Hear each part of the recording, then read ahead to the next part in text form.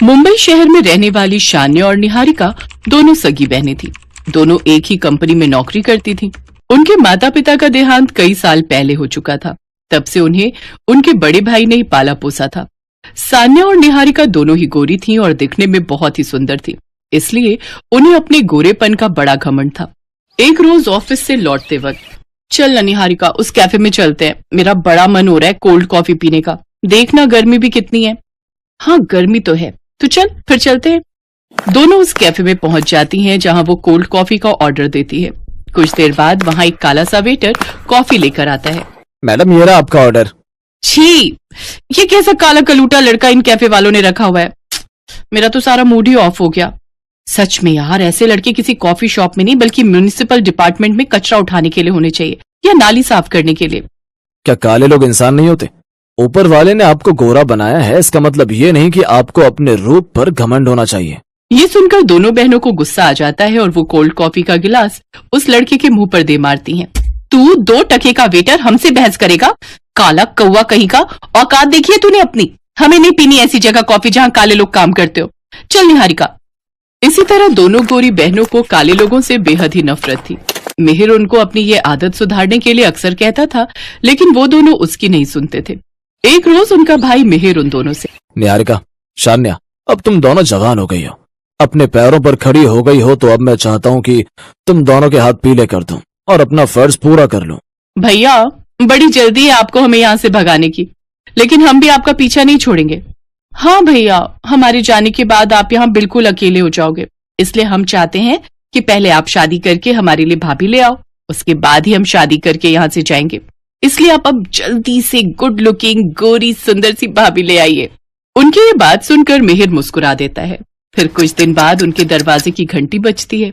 शान्या दरवाजा खोलती है तो सामने मिहिर गले में वरमाला डाले खड़ा होता है। उसके साथ एक काले रंग की लड़की अंजलि वरमाला डाले खड़ी थी।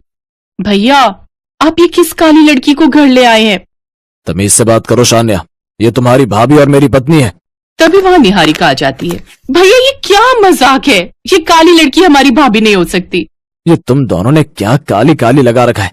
और इंसान का दिल से सुंदर होना जरूरी है, आखिर रंग में क्या रखा है?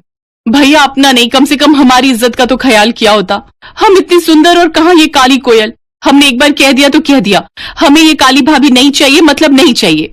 हाँ हाँ, हमें काली भाभी बिल्कुल भी नहीं चाहिए। वो दोनों गुस्से में अपने कमरे में चली जाती है, जिसके बाद मिहिर अंजलि से अपनी बहनों के बर्ताव के लिए माफी मांगता है। मिहिर, वो दोनों मेरी ननद हैं और मुझसे छोटी भी। मुझे उनकी बातों का बिल्कुल भी बुरा नहीं लगा, और तुम देखना, मैं उन दोनों को इतना प्यार और अपनापन दूंगी कि वो दोनों मुझसे बहुत प्यार करने लगेंगी। अगले दिन सुबह जल्दी उठकर अंजलि घर के सारे काम निपटाती है, फिर अपनी नंदों के लिए बड़े प्यार से चाय और पकौड़े तल कर ले जाती है। गुड मॉर्निंग मेरी प्यारी प्यारी नंदो, देखो तुम्हारी भाभी तुम्हारे लिए प्याज और पनीर के पकौड़े बनाकर लाई है। लेकिन निहारिका गुस्से में चाय के कप और पकौड़े गिरा देती है। थोड़ी चाय अंजलि के हाथों पर भी गिर जाती है। मेरा हाथ। निकलो अब हमारे कमरे से और दोबारा से अपनी ये काली शक्ल लेकर हमारे रूम में मत आना। अंजलि रोती हुई वहां से चली जाती है, लेकिन फिर भी वो उनके दिल में जगह बनाने की अपनी कोशिश नहीं छोड़ती।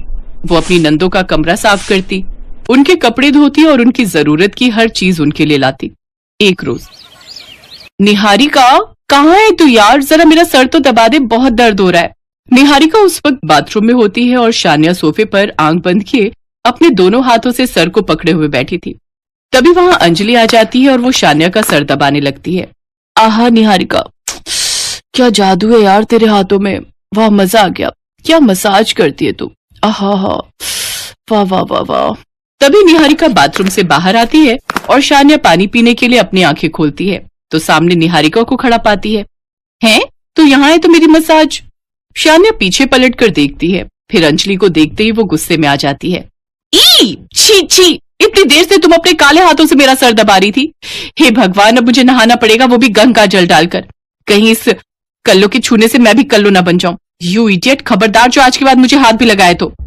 ये कहकर घमंडी ननद जल्दी से नहाने चली जाती है। ऐसे ही कुछ दिन बीतते हैं। एक रोज दोनों बहनें आपस में बातें कर रही होती हैं। हमें कैसे भी करके इस काली भाभी को यहाँ से भगाना होगा। अगर ये यहाँ से चली गई तो फिर हम भैया की शादी किसी भी गोरी लड़की से करवा सकते हैं। वाह क्या आइडिया है सिस्टर। अब वो जानबूझकर गोरी गोरी सुंदर लड़कियों को अपने भाई को पटाने के लिए भेजती।